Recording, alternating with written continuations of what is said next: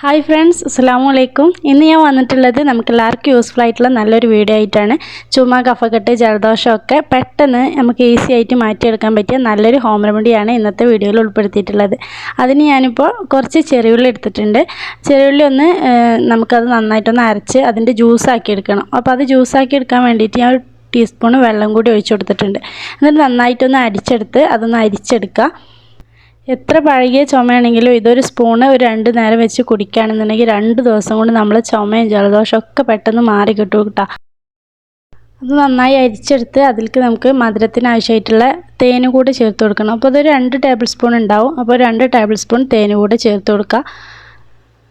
അപ്പോൾ ഇത് കുട്ടികൾക്ക് നമുക്ക് കൊടുക്കാൻ പറ്റിയ നല്ലൊരു ഹോം റെമഡിയാണ് കേട്ടോ. കഫക്കെട്ടും ജലദോഷമൊക്കെ കുട്ടികൾക്ക് പെട്ടെന്ന് തന്നെ മാറി കിട്ടും. ചെറിയ കുട്ടികൾക്കൊക്കെ ഈ ഒരു മരുന്ന് കൊടുക്കുകയാണെന്നുണ്ടെങ്കിൽ നമുക്ക് ആൻറ്റിബയോട്ടിക് ഒന്നും കൊടുക്കാതെ തന്നെ അസുഖം മാറ്റിയെടുക്കാൻ പറ്റും കേട്ടോ. അപ്പോൾ അത് നന്നായിട്ടൊന്ന് മിക്സ് ചെയ്യുക. അപ്പോൾ ഇത്രയേ ഉള്ളൂ, ഈ 2 ഇൻഗ്രീഡിയൻസ് മാത്രം മതി നമ്മളെ ചുമയും കഫക്കെട്ടൊക്കെ മാറ്റിയെടുക്കാൻ വേണ്ടിയിട്ട്. ഇത് മാത്രമല്ല, 2 തരത്തിൽ വേറെ കൂടി ഞാൻ കാണിച്ചു തരാം. കാരണം നമ്മളെ വീട്ടിൽ എപ്പോഴും ഇതുപോലെ എല്ലതും ഉണ്ടാവണമെന്നില്ലല്ലോ. അപ്പോൾ ഏത് വേണമെങ്കിലും നമുക്ക് ട്രൈ ചെയ്ത് നോക്കാം. പക്ഷേ കുട്ടികൾക്കൊക്കെ ഏറ്റവും നല്ല എഫക്റ്റീവ് ആയിട്ടുള്ള ഒരു മരുന്ന് ഇത് തന്നെയാണ് കേട്ടോ.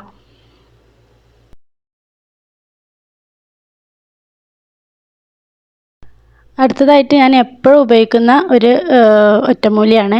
കാരണം ലോക്ക്ഡൗൺ സമയത്താണ് ഞാനിത് പരീക്ഷിച്ച് നോക്കിയത് കേട്ടോ. അപ്പോൾ നല്ല എഫക്റ്റീവായിട്ട് എനിക്ക് തോന്നിയിട്ട് ഞാനിപ്പോൾ എല്ലാ സമയത്തും കഫക്കെട്ട് വരുമ്പോൾ കുട്ടികൾക്ക് ഇതാണ് കൊടുക്കാറ്.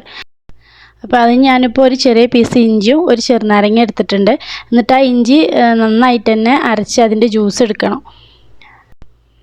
പനി വന്നതിന് ശേഷം നമുക്ക് എന്തായാലും ജലദോഷം കഫക്കെട്ടും പിന്നിൽ വരുമല്ലോ. അപ്പോൾ അതിൽ ഞാൻ എപ്പോഴും ഈ ഒരു മരുന്ന് തന്നെയാണ് കൊടുക്കാറ്. ആൻറ്റിബയോട്ടിക് കൊടുക്കാറേ ഇല്ല.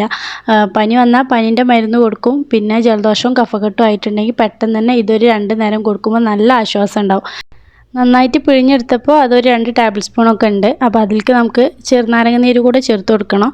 അപ്പോൾ ഒരു ചെറുനാരങ്ങയുടെ പകുതി നന്നായിട്ട് പിഴിഞ്ഞ് അതിൽ ചേർത്ത് കൊടുക്കുക. അപ്പോൾ പനി വന്നാൽ പനീൻ്റെ മരുന്ന് കൊടുത്തിട്ട് പനി മാറിയ ശേഷം ഇതൊന്ന് കൊടുത്തു നോക്കുക. ഇത് കൊടുത്തിട്ടും മാറുന്നില്ലെങ്കിൽ മാത്രമേ ഡോക്ടറെ അടുത്ത് കൊണ്ടുപോയി മറ്റുള്ള മരുന്നുകളൊക്കെ കൊടുക്കാറുള്ളൂ. അപ്പോൾ നമുക്ക് മരുന്ന് പരമാവധി ഒഴിവാക്കുകയും ചെയ്യാം.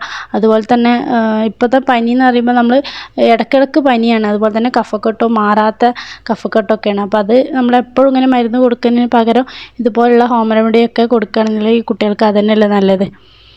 അപ്പോൾ അതിലേക്ക് നമുക്ക് ഇനി ഒരു 2 ടേബിൾ സ്പൂൺ തേന് കൂടെ ചേർത്ത് കൊടുക്കണം കേട്ടോ. അപ്പോൾ രണ്ടാമത്തതിൽ ഞാൻ ഇഞ്ചിയും ചെറുനാരങ്ങയും തേനും കേട്ടോ ചേർത്തിട്ടുള്ളത്. ഇത് 3ഉം കൂടെ ചേർത്തിട്ട് നന്നായിട്ട് തന്നെ ഒന്ന് മിക്സ് ചെയ്തിട്ട് ഇത് 2 ടേബിൾ സ്പൂൺ വെച്ചിട്ട് കുട്ടികൾക്ക് കൊടുത്താൽ മതി. കുട്ടികൾക്കും വലിയവർക്കൊക്കെ കൊടുക്കാം. നല്ല ആശ്വാസം കിട്ടും കേട്ടോ. നമ്മൾ ഫസ്റ്റ് തന്നെ യൂസ് ചെയ്യുമ്പോൾ നമുക്ക് നല്ലൊരു ആശ്വാസം തോന്നും. ഇനിയിപ്പോൾ ഇതൊന്നും ഇല്ലെങ്കിൽ നമ്മളെല്ലാവരും വീട്ടിൽ മഞ്ഞൾപ്പൊടിയും കുരുമുളക് പൊടിയൊക്കെ ഉണ്ടാവുമല്ലോ. അപ്പോൾ ഒരു നുള്ളിൽ മഞ്ഞൾപ്പൊടിയും കുരുമുളക് പൊടിയും ഒരു പകുതി ചെറുനാരങ്ങയുടെ നീരും കുറച്ച് തേനും കൂടെ ഒഴിച്ചിട്ട് നന്നായിട്ടൊന്ന് മിക്സ് ചെയ്തിട്ട് കഴിക്കുകയാണെന്നുണ്ടെങ്കിൽ നമുക്ക് നല്ല ആശ്വാസം കിട്ടും. ഇതിൽ ഞാൻ കുട്ടികൾക്ക് കൊടുത്തിട്ട് എനിക്ക് നല്ല എഫക്റ്റീവായിട്ട് തോന്നിയത് 2ാമത്തെ മെത്തേഡാണ്. അപ്പോൾ നിങ്ങൾക്ക് പറ്റുന്ന ഏതായാലും ട്രൈ ചെയ്ത് നോക്കിയിട്ട് നിങ്ങൾ ഫീഡ്ബാക്കൊക്കെ കമൻസിലൂടെ അറിയിക്കുക. 100% റിസൾട്ട് കിട്ടുമെന്നുള്ള കാര്യത്തിൽ ഒരു സംശയം വേണ്ട. എല്ലാവരും ഒന്ന് ട്രൈ ചെയ്ത് നോക്കട്ടോ. ഇൻഷാ അല്ലാഹ് അടുത്ത വീഡിയോയിൽ വീണ്ടും കാണാം. Thank you.